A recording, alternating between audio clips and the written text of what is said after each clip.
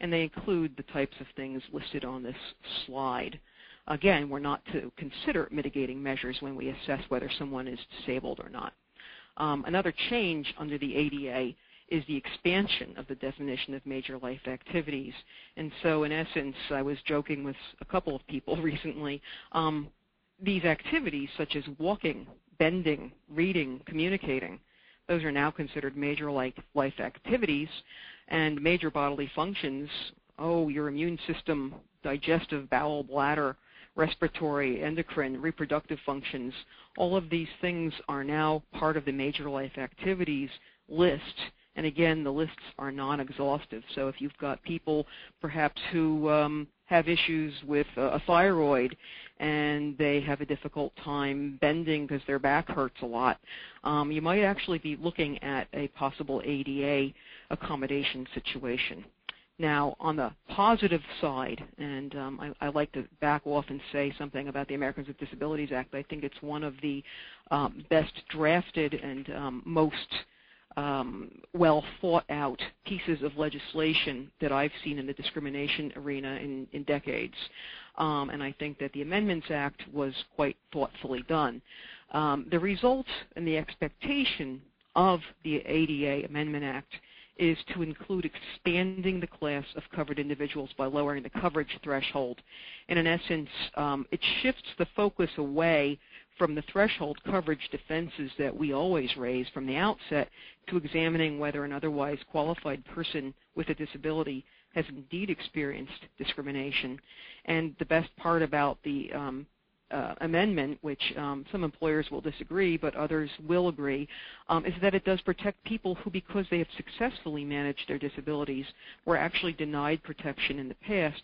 And these people, again, without their mitigating measures and coping skills, would be considered substantially limited in a major life activity. In essence, while it creates the possibility of more litigation for employers and employees, my experience thus far has been that we haven't seen a lot of people come crawling out of the woodwork to try to take advantage of these amendments.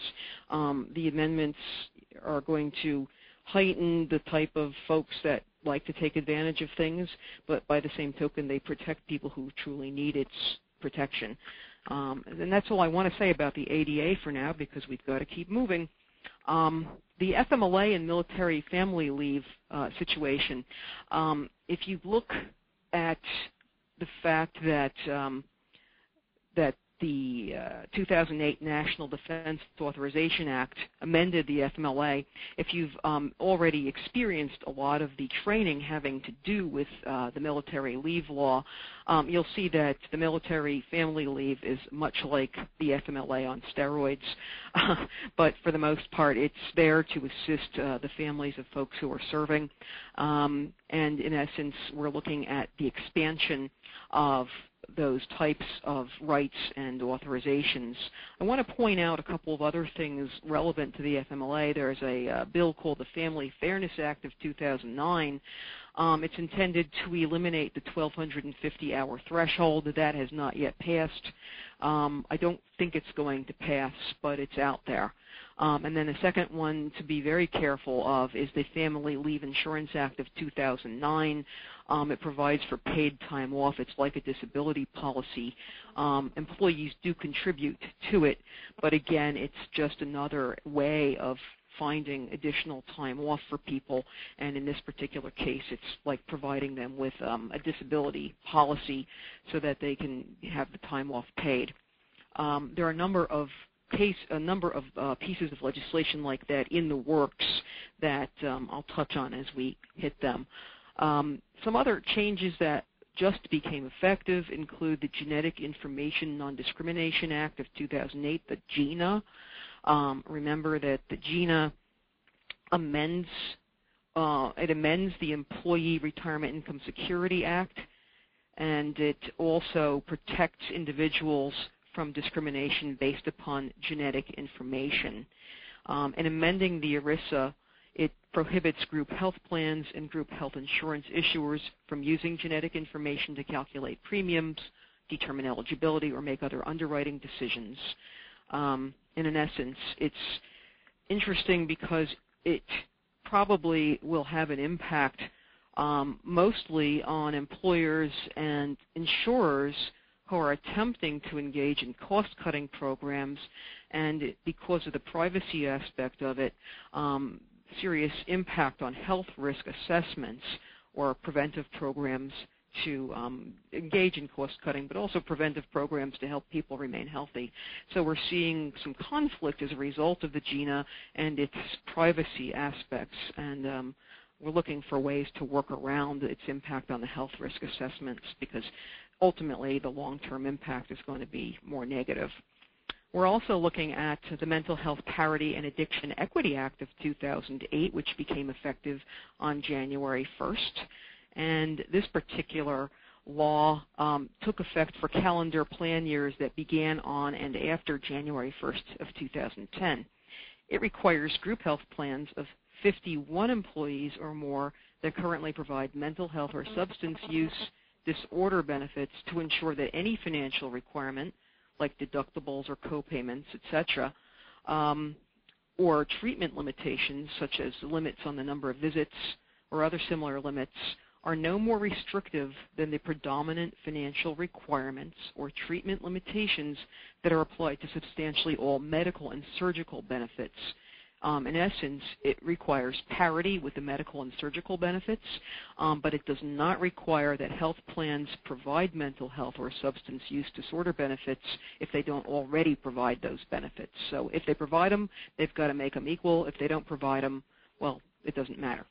And if you're thinking about providing them, you might want to wait until you see what we ultimately come up with on some of the health care amendments. All right.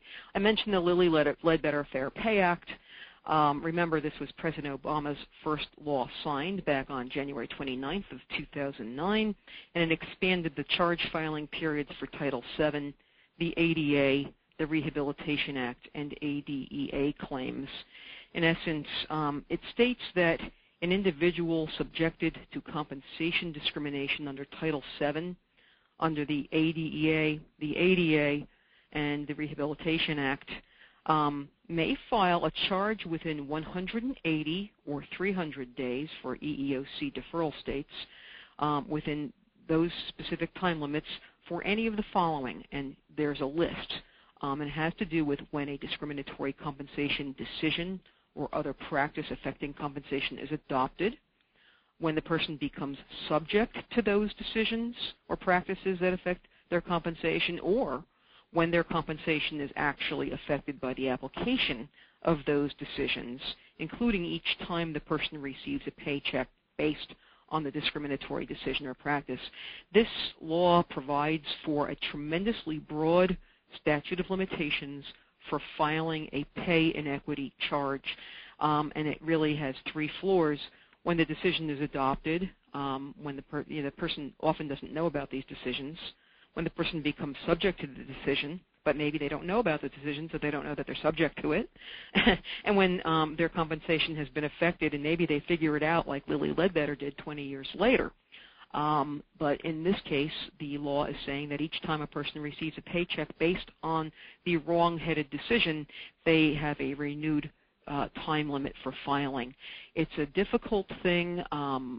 Defense attorneys like me, I'm a management side employment attorney, we expect to see an explosion of these types of bits of litigation. We haven't yet seen it, but it's only been a year. We're seeing more and more people raising equal pay issues and pay discrimination issues, but we're waiting for the big cases to start hitting to the courts so that we can see what the case law is going to look like. But I'm not convinced that we're not going to see a tremendous amount of litigation on this. I will mention a number of additional changes. I know time is growing a little short. I know that I will say this: if you have questions and I don't get to them, I will certainly answer them all.